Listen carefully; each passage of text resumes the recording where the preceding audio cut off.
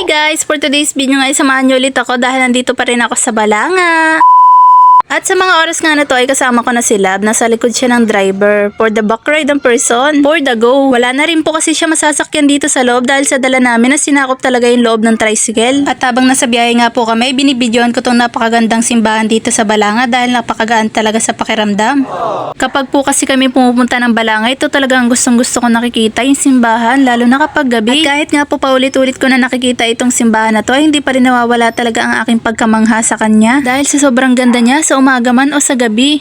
At hindi ko pa nga nasasabi sa inyo kung bakit nga ba nandito pa rin kami sa Balanga. Bali, ito po kasing video na to ay parang part 2 na. At kung napanood mo nga yun, namili ako ng front row product, ay ito na yung karugtong nun. Bali, dito na rin kasi kami magpapalipas ng gabi dahil may gaganapin na birthday kinabukasan. At dito yun sa Balanga. Kasi ganun din naman ang gastos at kung magbabiyahe pa kami nakakapagod kasi balikan. Kaya nag-decide kami na why not dito na lang kami matulog sa Balanga. At buti na lang may kilala pala si Lab na isang boarding house owner na kung saan dun pala siya dati nagbo-board. Kaya naman agad na namin kinontak yun at para makausap kung pwede kami mag-rent ng isang gabi. At pumayag naman siya. Tapos siningil niya lang kami sa murang halaga. Kaya naman kung mapapanood mo po itong video na to ay maraming salamat po ulit. Sa uulitin!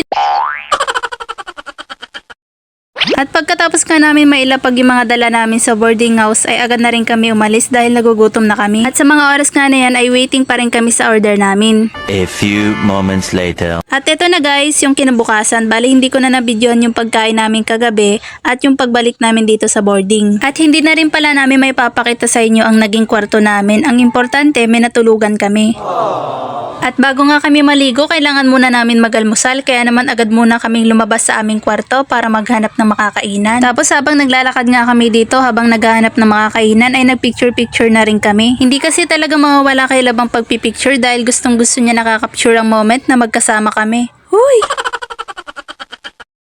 At habang naglalakad nga kami ay nakakita kami ng convenience store kaya naman nag-decide kami na dito na lang mag-almusal. At syempre hindi mawawala ang chikahan habang naghihintay ng pagkain. For the go! Habang nagchichikahan nga kami, tamang higop lang si garutay ng kape. Tapos mga ilang minuto lang pwede na palang kuhanin yung pinainit namin pagkain. Syempre kinuha ko na agad yun dahil gutom na yung mga alaga namin. Ayaw ko pa naman nagugutom sila. At ito nga ang breakfast namin for today. Kaunta!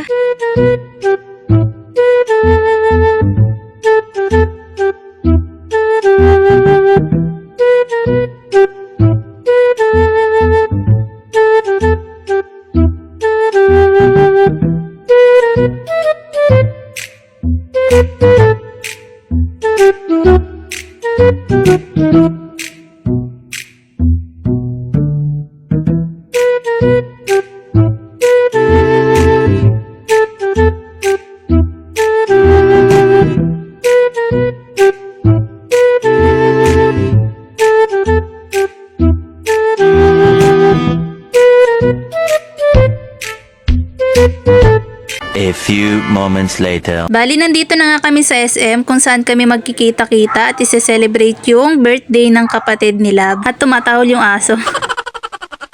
At kung mapapansin nyo guys, dito na ako nakapagayos sa SM dahil ayaw namin malate. Yung tipong malapit na nga kami sa SM pero nagmadali pa rin kami.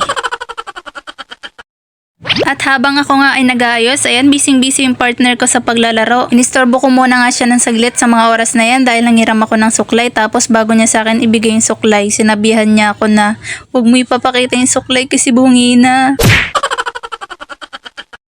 At nang natapos na nga rin po ako magayos, ay agad na rin kami lumabas dito sa CR. Tapos naglalaro-laro si Lab dyan kasi hinihintay namin yung mga makakasama namin. O diba parang bata lang, no? Hindi na yan bata, isip bata lang. Tsarek.